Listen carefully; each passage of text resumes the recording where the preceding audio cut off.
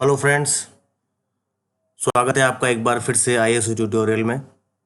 और आज का हमारा सेशन नंबर 5 है। आज के टॉपिक का नाम है रूको का इनिशिएटिव। इसमें हम टॉपिक कवर करेंगे रूको, JEMRA, JMPR, JECFA, जो कि आने वाले एग्ज़ाम में काफ़ी इम्पोर्टेंट टॉपिक हैं। हम एक्सक्लूसिव इस प्रोग्राम के माध्यम से PDF फाइल भी कुछ जिन लोगों को आवश्यकता है एग्ज़ाम की तैयारी के लिए एक्सक्लूसिव PDF फाइल बना के देना चाहते हैं, तो जो लोग इसमें जिन लोग की इच्छा है वो हमें मेल कर सकते हैं हमारे ऑफिशियल ID पे iasatutorial@dipesh@gmail.com। तो आइए क्लास स्टार्ट करते हैं। Q&A सेशन से इसकी स्टार्ट है। सबसे पहले ये जान लीजिए कि वर्ल्ड बायोफ्यूल डे कब है। जी हाँ, ये 10 अगस्त 2018 को मनाया गया था। 2015 में इंडिया में इसका इनिशिएट किया। आप सामने देख रहे हैं स्क्रीन पे श्री पवन अग्रवाल जी हैं, जो CEO हैं FSSAI के, और इन्होंने वर्ल्ड बायोफ्यूल डे के उपलक्ष्य में घोषणा की है कि अब भारत में रूको इनिशिएटिव के माध्यम से, RUCO इनिशिएटिव के माध्यम से जितना भी ऑयल, कुकिंग ऑयल जो कि ख़राब हो जाता है, उस ख़राब कुकिंग ऑयल को जो कि यूजेबल नहीं रहता है उसको रिप्रोसेस करके डीजल में कन्वर्ट किया जाएगा, जिससे कि देश को बहुत ज़्यादा फ़ायदा होगा, कार्बन एमिशन कम होगा, पॉल्यूशन कम होगा और बहुत ज़्यादा इस एरिया में इम्प्रूवमेंट हो जाएगा। तो आज का टॉपिक बेसिकली इसी पे बेस रहेगा, तो इसको धीरे धीरे समझते हैं। सबसे पहले जानते हैं व्हाट इज RUCO। RUCO मतलब repurpose used cooking oil. It is an initiative taken by FSSAI to enable collection of the unused cooking oil to biodiesel।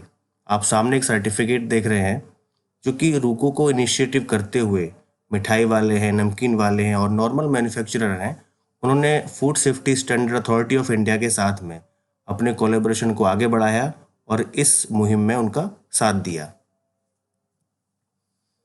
तो आइए जानते हैं कि बायोडीजल क्या है। डिस्टर Biodiesel is a typically made by chemically reactions, means lipids, vegetable oil, soybean oil, animal fat with an alcohol producing fatty acids। मतलब biodiesel कैसे बनेगा? बायोडीजल बनेगा जब आपके पास कोई भी वेजिटेबल होगा, वेजिटेबल ऑयल होगा, बेसिकली लिपिड कंटेंट्स अगर उसमें होंगे और उसके साथ में मेथनॉल को अगर ऐड किया जाएगा तो उसमें दो तरह के कंपाउंड प्राप्त होंगे आपको। फैटी एसिड एस्टर्स मिलेंगे, ग्लिसरीन आपको मिलेगा। तो जो फैटी एसिड के एस्टर्स मिलेंगे उसमें आपको बायोडीजल एक फाइनल प्रोडक्ट के रूप में मिलेगा। हालांकि प्रोसेस थोड़ा लंबा होगा, इतना आसान भी नहीं है और ये कॉस्ट कंज्यूमिंग भी ज़्यादा है, कॉस्ट इफेक्टिव नहीं है, लेकिन इसके प्रोसेस को इतना एनहांस किया जा रहा है कि आने वाले समय में ये काफ़ी अच्छा इनिशिएटिव होने वाला है। Biodiesel is mean to be use in standard diesel engine oil. मतलब बायोडीजल जो आप ऑयल यूज़ करेंगे वो स्टैंडर्ड डीजल इंजन ऑयल के रूप में आप इसको यूज़ कर सकते हैं और आप इसको एलोन यूज़ कर सकते हैं और ब्लेंडेड करके भी यूज़ किया जा सकता है। Biodiesel can be use alone और blended with the petrodiesel in any proportion. Biodiesel blends can also be use as heating oil. तो इसके बहुत सारे प्रोसेस हैं, बहुत सारे इसके उपयोग होने वाले हैं, तो इसको इसी तरह से हमको समझ के चलना है। एक बार आपके सामने process waste oil, unused oil जो है उसको कलेक्ट किया, बायोडीजल पेट्रोल प्रोडक्शन प्रोसेस आप देख रहे हैं सामने, इसको एक्सट्रैक्ट कर लेते हैं, इसमें मेथनॉल का एडिशन हो जाता है। उसके बाद प्रोसेस होता है ट्रांसएस्ट्रिफिकेशन। उसके बाद इम्प्योर बायोडीजल ऑयल आपको मिलता है और इम्प्योर ग्लिसरीन मिलती है। दोनों को फिर से सेपरेशन और प्योरिफिकेशन करते हैं एक प्रोडक्ट के रूप में बायोडीजल, जिसमें कि फैटी एसिड्स होते हैं मिथाइल एस्टर्स के, और दूसरे में आपको ग्लिसरीन मिलता है। अब थोड़ा सा और समझते हैं कि इस प्रोसेस की स्टार्टिंग कैसे हुई। In India, world biofuel day 2018 event was organised in Vigyan Bhavan, new Delhi. तो कभी कभी क्वेश्चन बड़ा इंपॉर्टेंट हो जाता है कि वर्ल्ड बायोफ्यूल डे कब होता है, कहाँ पे इसको ऑर्गेनाइज किया गया। With the Prime Minister Shri Narendra Modi addressing a diverse gathering consisting of farmers, scientists, entrepreneurs, students, government officials, and legislators on the occasion. PM Modi unveiled a booklet on National Policy on Biofuels 2018। इसी दिन प्रधानमंत्री नरेंद्र मोदी जी ने national policy को भी launch किया जो कि biofuel 2018 के लिए थी। उसमें प्रोएक्टिव अप्रोच थी काफ़ी, और ये क्लियर किया कि proactive and responsive facilitation by interactive and virtuous environmental single window hub बनाई गई जिसको परिवेश का नाम दिया गया। It also has set target of 20% blending of ethanol in petrol by 2030। उस दिन ये भी डिसाइड हुआ कि जो एथेनॉल है अब पेट्रोल में वो लगभग 20% ब्लेंडिंग की जाएगी 2030 तक। बायोडीजल के पाथ को एक बार थोड़ा सा फिर से समझते हैं। Biodiesel fuel day is observed in India on August 10 since 2015। 2015 से भारत में इसको मनाया जा रहा है और इसके लिए काफ़ी स्टार्टअप लिए गए।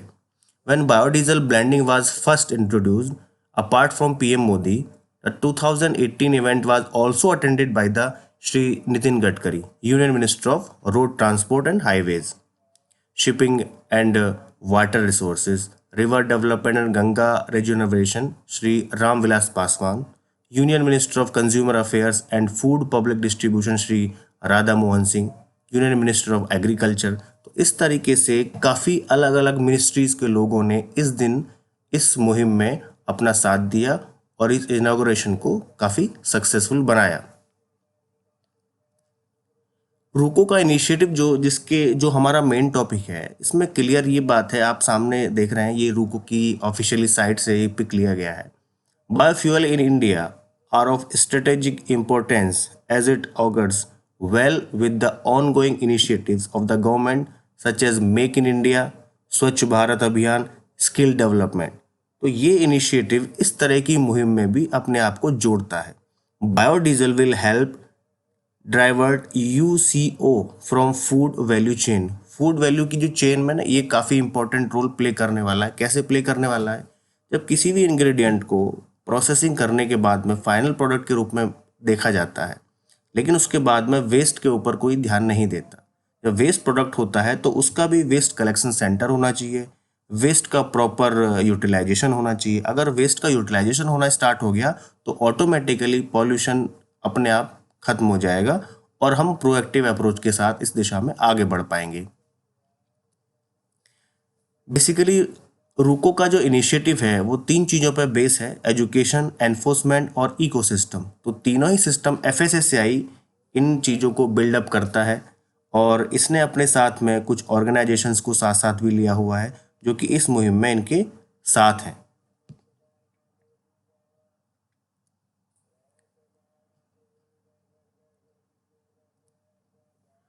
अब थोड़ा सा और समझते हैं। यूज्ड कुकिंग ऑयल, जैसा कि यूज्ड कुकिंग ऑयल घर में भी होता है और नॉर्मली अपना गलियों की दुकानों में भी ये सब चीज़ मिलती हैं फ्रॉम योर लोकल समोसा वाला। तो used cooking oil from your local samosa वाला could be turn into the eco friendly fuel. ऐसा हम सोच सकते हैं, ऐसा इसलिए सोच सकते हैं क्योंकि ये मुहिम अब स्टार्ट हो चुकी है। पहले ऐसा कुछ नहीं था। पहले क्या था कि अगर ऑयल वेस्ट हो रहा है या ऑयल बराबर रिप्रोसेस हो रहा है, रीयूज़ हो रहा है, उसके बाद भी फाइनल इसको फेंकना पड़ता था। अल्टीमेटली इतने ज़्यादा टॉक्सिक मटेरियल उसमें जनरेट हो जाते थे, इतना ज़्यादा वो रेंसिड हो जाता था कि वो खाने के मतलब का होता ही नहीं था। बट उसको यूज़ किया जाना हमारे सेहत के साथ एक खिलवाड़ था। तो इसके साथ एक और इनिशिएटिव जुड़ा हुआ है जो कि स्ट्रीट फूड को हमको अपग्रेड करना है, स्ट्रीट फूड वेंडर्स को अपग्रेड करना है। तो उसके लिए इनिशिएटिव बहुत ज़्यादा आवश्यक था। कैसे? Government initiative is making that happen. RUCO, which stands for Repurpose Used Cooking Oil, the project was launched by the FSSAI in August 2018 in the association with the Biodiesel Association of India (BDAI). इन्होंने क्या किया, association of biodiesel के साथ में मिलके collaboration करके इस मुहिम को आगे बढ़ाया। इस मुहिम को जब आगे बढ़ाया तो इसमें बहुत सारे कलेक्शन सेंटर बनाने पड़े, इनके प्लांट डेवलप करने पड़े, और उसके बाद में इसका आउटपुट भी स्टार्ट हो गया है। Collection or conversion of UCO to biodiesel. This means that with a single move, India can now repurpose gallon of used cooking oil into biodiesel, cut down its fuel imports, reduce carbon emissions, and also tackle health issues caused by the reused cooking oil. Generally हम देखते हैं reuse cooking oil होता है तो उससे बहुत सारी disease develop हो जाती हैं, बढ़ती हैं, हार्ट डिसीज उनमें से एक है। Always just a few on ground measures to facilitate this process of collection and conversion of UCO, FSSAI and BDAI have currently recognized 64 companies। दोनों ने मिलकर बड़ी इंपॉर्टेंट बात ध्यान रखने की है कि 64 कंपनीज को रिकॉग्नाइज किया है इस फर्स्ट स्टेप में, और 200 aggregators and some 26 plants in 101 locations. तो ये मुहिम काफ़ी बड़े लेवल पे स्टार्ट हो चुकी है। The better India got in touch with one such aggregator. अभी इसकी एक छोटी सी केस स्टडी आपके सामने रखते हैं। Bengaluru based eco green fuel to know how this move could spell hope for the country. सबसे पहले देखिए, the FSSAI claims that India is one of the largest consumer of the vegetable oil. It has the potential to convert almost 220 crores liter of used cooking oil to produce biodiesel by the year 2022. Eco Green Fuel was established in 2007 by Mr. Julesh. He reveals how his startup recognized the potential of used cooking oil long before the government did. Since 2011, the company has successfully converted 5 million liters of UCO into biodiesel and supplied it for industrial use। मतलब कि 2011 से company ने ये setup इतना आगे बढ़ाया कि convert भी किया गया बायोडीजल को और इंडस्ट्रियल पर्पस के लिए उसको सप्लाई भी किया गया with in and outside the Bengaluru. It also played a role in the providing its expertise to the government, culminating in the launch of RUCO. तो सबसे पहले इनका इनिशिएटिव बेंगलुरु से स्टार्ट हुआ। इन्होंने यूज्ड कुकिंग ऑयल के ऊपर स्टडी स्टार्ट की और उसके बाद में ये एक मुहिम आगे चल के 2011 की जो मुहिम थी आगे चल के रूको का एक इनिशिएटिव बना, जिसको कि गवर्न किया FSSAI ने। किसके साथ में किया? अपना जो इंडिया में बायोडीजल के लिए जो एक अपना एजेंसी है उसके लिए सेटअप स्टार्ट हुआ। According to recent FSSAI data of the 225 lakh tons of the vegetable oil that the country consumes, 40% is consumed by restaurants, mega kitchens, and the processed food industry. The 30% that gets discarded as used cooking oil is sold at a cheaper rate.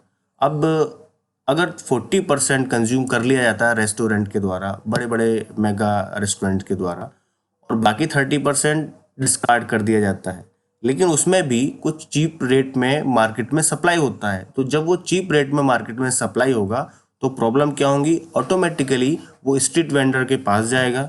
जब वो street vendor के पास जाएगा तो उसमें बड़ी दिक्कतें होंगी, उसका डेंसिटी बढ़ा होगा, फ्री फैटी एसिड्स बड़े होंगे, परऑक्साइड्स वैल्यू बड़ी होगी, ऑटोमेटिकली वो सेहत के लिए बहुत ज़्यादा खतरनाक होगा, बहुत नुकसानदायक होगा। तो कहीं ना कहीं इस इनिशिएटिव ने ह्यूमन हेल्थ को भी काफ़ी ध्यान में रखते हुए इसको आगे बढ़ाया है। And so it is crucial to educate oil dischargers like small restaurant, eaters, food chain and frying companies making fried and package snacks about when they need to discharge oil. इसमें एक क्वेश्चन डालते हैं, क्योंकि according to FSSAI regulation how much permissible limit for total polar compound is fixed. सबसे important बात क्या है कि जब कुकिंग ऑयल को बार बार यूज़ किया जाता है तो उसके टोटल पोलर कंपाउंड्स कंटेंट बढ़ जाता है, और जब ये कंटेंट 25% से ज़्यादा होता है तो ये हमारे लिए बहुत ज़्यादा हार्मफुल हो जाता है। बेसिकली ये क्वेश्चन की फॉर्म में भी है और जानना जरूरी भी है कि टोटल पोलर कंपाउंड क्या है। Total polar compound is widely accepted parameter to decide whether the oil is safe for further use or not. The TPC value is considered a better indicator since it refer to all degraded product from the initial triglyceride present in the oil. एक question और लेते हैं यहाँ पे, FSSAI working with which organization to solve this issue and to promote biodiesel? अभी recently हमने discuss किया है. FSSAI is working with the collaboration with Biodiesel Association of India and Food Industry. खाली अकेले FSSAI के ये लेवल की बात नहीं है, इसमें कोलैबोरेशन चाहिए, इसमें कंपनीज का सहयोग चाहिए, इंडस्ट्रीज का सहयोग चाहिए. तो कौन कौन सहयोग कर रहा है FSSAI को? बायोडीजल एसोसिएशन सहयोग कर रहा है, जो कि कलेक्शन सेंटर्स पे काम करते हैं, प्लांट लगाते हैं, और फूड इंडस्ट्री जहाँ से ये ऑयल कलेक्ट किया जाता है. तो बेसिकली ये एक इकोसिस्टम डेवलप हो चुका है, जो कि काफ़ी जिसने इनिशिएट किया है ये काफ़ी अप्रिशिएबल है. तो यहाँ पे थोड़ा सा इस टॉपिक को समाप्त करते हैं कि रूको का इनिशिएटिव क्या है, क्योंकि एक इम्पोर्टेंट टॉपिक और है, जैसा कि आप सामने देख रहे हैं JMERA. क्या है ये? बेसिकली होता क्या है कि जब कभी भी हजार्ड का असेसमेंट किया जाता है, तो हजार्ड के असेसमेंट में केमिकल और बायोलॉजिकल हजार्ड के असेसमेंट के लिए दो अलग अलग मेथोडोलॉजी डेवलप होती हैं. केमिकल असेसमेंट के लिए अलग और बायोलॉजिकल असेसमेंट के लिए अलग. उनका क्या होता है, रिस्क का करेक्टराइजेशन बड़ा इंपॉर्टेंट है. अगर रिस्क का करेक्टराइजेशन आप नहीं करेंगे तो केमिकल और बायोलॉजिकल मीडियम में आपको समझ नहीं आएगा कि करना क्या है. तो इस टॉपिक को थोड़ा डिटेल में और बात करते हैं. अभी देखिए, रिस्क असेसमेंट मेथोडोलॉजी क्या कहती है. रिस्क असेसमेंट मेथोडोलॉजी बोलती है कि आप केमिकल हजार्ड के लिए असेसमेंट कीजिए और बायोलॉजिकल हजार्ड के लिए असेसमेंट कीजिए. क्या किया जाता है केमिकल हजार्ड के असेसमेंट में? हजार्ड का आइडेंटिफिकेशन, हजार्ड का करेक्टराइजेशन, एक्सपोजर का असेसमेंट और रिस्क का करेक्टराइजेशन किया जाता है. फिर उसके बाद में application of toxicological guidance value देखी जाती है. उसी तरह से बायोलॉजिकल हजार्ड में करने के लिए हजार्ड का आइडेंटिफिकेशन करना होगा, हजार्ड का करेक्टराइजेशन करना होगा, एक्सपोजर का असेसमेंट करना होगा, इसमें भी रिस्क का करेक्टराइजेशन करना होगा, बायोटेक्नोलॉजी रिस्क असेसमेंट और सेंसिटिविटी एनालिसिस करना होगा. तो सामने ये जो रिस्क का करेक्टराइजेशन है, यही इम्पोर्टेंट है किसके लिए? JMERA के लिए. अब आगे इसको क्लियरली और समझते हैं. देखिए, ये JECFA मतलब Joint Expert Committee for Food Additives, जो कि यूनाइटेड नेशन का Food and Agriculture Organisation and World Health Organisation के द्वारा इसको सेट किया गया, इसको सेटअप बनाया गया. JMPR मतलब ये भी जॉइंट मीटिंग है एक तरह से. ये भी FAO और WHO के जॉइंट वेंचर से है, और ये किस पे काम करती है? पेस्टिसाइड्स के रेसिड्यू पे काम करती है. इसी तरह से JEMRA, जो कि क्या है? Joint meetings on microbiological risk assessment. Okay, तो JEMRA is defined as joint FAO WHO meetings on microbiological risk. तो सबसे पहले अब एक बात क्लियर है कि ये एक इंटरनेशनल रिस्क असेसमेंट है, ये और कुछ नहीं है. रिस्क असेसमेंट की मेथोडोलॉजी को इंटरनेशनली कैसे देखा जाता है, ये उसके ऊपर ही बात करते हैं. इनकी कोर कमेटीज़ होती हैं, इनकी कोर मीटिंग होती हैं, और इनकी कोर मीटिंग और कमेटीज़ में डिस्कशन होता है कि कौन से मुद्दे पूरे वर्ल्ड को फूड के इस बिजनेस में परेशान कर सकते हैं या कर रहे हैं. तो ये इनके काफ़ी इंपॉर्टेंट डिस्कशंस होते हैं, जिसका कि इंडिया पे बहुत ज़्यादा इम्पैक्ट रहता है, क्योंकि इंटरनेशनली सिस्टम है तो ऑलरेडी इम्पैक्ट होगा. अच्छा, ये इम्पैक्ट होता किस तरह से है? हम लोग फूड सेक्टर में दो तरह के स्टैंडर्ड्स चलाते हैं. एक वर्टिकल स्टैंडर्ड्स होते हैं और एक हॉरिजॉन्टल स्टैंडर्ड्स होते हैं. वर्टिकल स्टैंडर्ड कोई भी देश लॉन्च नहीं कर सकता. वर्टिकल स्टैंडर्ड एक बड़ी कमोडिटी लॉन्च करती है जो कि इंटरनेशनली रिकॉग्नाइज्ड होती है, जैसे कि कोडेक्स. हॉरिजॉन्टल स्टैंडर्ड्स क्या होते हैं? उन्हीं के पैरेलल स्टैंडर्ड्स बनाए जाते हैं जो कि खुद के देश में आप डेवलप कर सकते हैं, बट वो स्टैंडर्ड क्राइटेरिया को मीट करना चाहिए. तो इसी तरीके से आप जो सामने देख रहे हैं JECFA, JMPR, JEMRA, ये सब रिस्क असेसमेंट की मेथोडोलॉजी है जो इंटरनेशनली अडॉप्ट की जाती है और इंटरनेशनली इस पे वर्क चलता है। थोड़ा इसके बारे में और समझते हैं। Joint FAO WHO Expert Committee on Food Additives is an international expert scientific committee that is administered jointly by FAO and WHO. It has been meeting since 1956. 1956 से काम कर रही है. Initially to evaluate the safety of food additives, its work now included the evaluation of the contaminants, naturally occurring toxicants, and residues of the veterinary drugs in food. To date, JECFA has evaluated more than 1300 food additives. अब तक 1300 type इसने food additives को evaluate किया हुआ है. Approximately 25 contaminants and naturally occurring toxicants and residues of approximately 80 veterinary drugs. The committee has also developed principles for the safety assessment of chemicals in food that are consistent with the current thinking on risk assessment. As of June 2001, the committee had met a total of 57 times. तो ये एक छोटा सा overview JECFA के बारे में discussion है. JECFA serves as a scientific advisory body to FAO and WHO and their member governments and to the Codex Alimentarius Commission. Advice to the CAC Committee on the food additives, contaminants and naturally occurring toxicants is normally provided by the Codex Committee. For food additives, अब बात करते हैं JECFA. Normally established ADIs on the basis of available toxicology and other relevant information. ADI मतलब allowable daily intake. Specifications of the identify and purity are also developed for food additives, which help to ensure that the product is of appropriate quality, can be manufactured consistently, and is equivalent to the material that was subjected to the toxicological testing.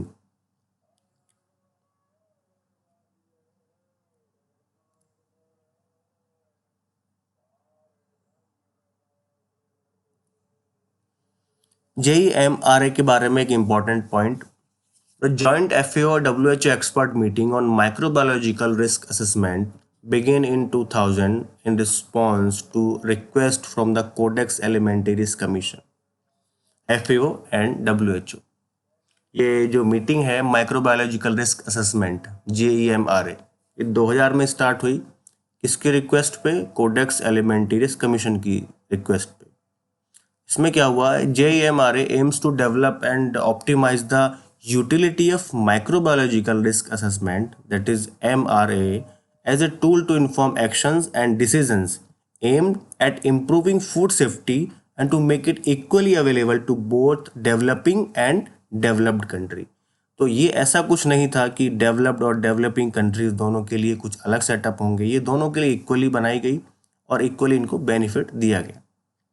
Risk management में अगर देखें इसको, तो microbiological risk management is a dynamic process using data inputs and decision making parameter that may change over time. A microbiological food safety issues are brought to the attention of risk manager. There need to be a systematic preliminary process that brings particular issues into focus and guides further action. Chemical risk and JECFA. The joint FAO and WHO expert committee on food additives is an international expert scientific committee that is administered jointly by the FAO and WHO. It has been meeting since 1956. Areas of work में आप देख लीजिए, risk assessment, safety evolution, food additives के ऊपर काम किया, processing ads, flavouring agents के ऊपर, residues of veterinary drugs, contaminants, natural toxins के ऊपर ये एरिया ऑफ वर्क हैं इसके. Approximately JECFA has evaluated more than 2500 food additives. ये हम ऑलरेडी बात कर चुके हैं. अब बात करते हैं कि रिस्क करेक्टराइजेशन क्या है. इतनी बड़ा डिस्कशन है इसमें, तो रिस्क करेक्टराइजेशन क्या है तो इसको समझते हैं. द क्वालिटेटिव एंड और quantitative estimation including uncertainties of the probability of occurrence and severity of the known or potential adverse health effect in a given population based on hazard identification and exposure assessment. Qualitative और quantitative दो type के estimation होते हैं risk में, और उसमें क्या करना है, क्वांटिफाई करना है कि किस क्वालिटी बेस्ड का प्रोडक्ट कितनी ज़्यादा क्वांटिटी में एडवर्स हेल्थ इफेक्ट डाल सकता है। तो उसी प्रोसेस के माध्यम से उसको करेक्टराइज करना, आइडेंटिफाइड करना और एक्सपोजर का असेसमेंट करना रिस्क करेक्टराइजेशन कहलाता है। What is risk estimate? The quantitative estimation of risk resulting from risk characterization, मतलब रिस्क करेक्टराइजेशन से जो क्वांटिटी आपको मिल रही है उसी का एक एस्टिमेशन रिस्क एस्टिमेशन इस फॉर्म में कहलाता है। एक बात आती है हजार्ड करेक्टराइजेशन क्या है? द क्वालिटेटिव और quantitative evolution of the nature of the adverse health effect associated with the biological, chemical and physical agent which may be present in food. कुछ इंपॉर्टेंट वेबसाइट हैं, ये टॉपिक टिपिकल है इसलिए इसका deep study भी आवश्यक है। तो ये सामने JECFA, JEMRA, JMPR सामने आपको आईडी दी हुई है, सॉरी इसका वेबसाइट का लिंक दिया हुआ है, आप इस पर सर्च कर सकते हैं। इसकी केस स्टडी भी आप डाउनलोड करें। केस स्टडी आप डाउनलोड करेंगे तो आपको पता चलेगा कि FAO एंड WHO ने किस तरह से इस पर रिसर्च किया है, किस तरह से इसकी मीटिंग हुई और कैसे प्रोसेस आगे बढ़ रहा है। स्टडी पर्पस के लिए सामने हमने बता ही दिया है। आप ऑफिशियली मेल आईडी पे iactutorial@dipesh@gmail.com पे हमको मेल कर सकते हैं। आपको PDF फाइल प्रोवाइड करा दी जाएगी और एग्ज़ाम से रिलेटेड कोई भी इंफॉर्मेशन के लिए आप हमको इस आईडी पे लिख सकते हैं। आपका बहुत बहुत धन्यवाद इस चैनल को लाइक करने के लिए, सब्सक्राइब करने के लिए और कंटिन्यू हमको आगे बढ़ाने के लिए। आपका बहुत बहुत धन्यवाद और आपके एग्ज़ाम के लिए बहुत सारी शुभकामनाएं।